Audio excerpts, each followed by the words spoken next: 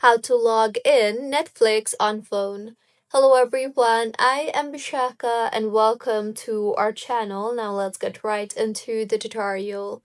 Firstly, go ahead and open the Netflix application on your device. If you do not have the application, you can easily download it from your App Store or your Play Store.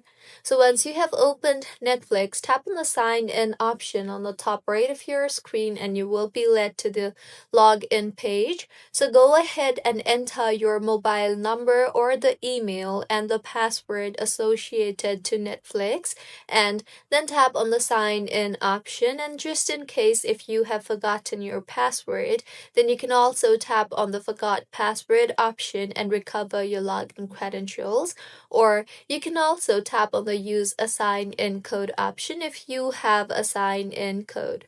I will enter my email and phone number and my password.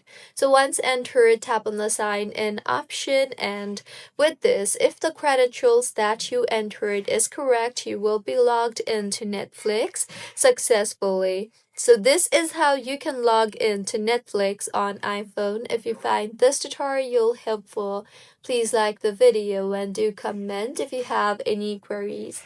Also, do subscribe to our channel for more helpful tutorials like this.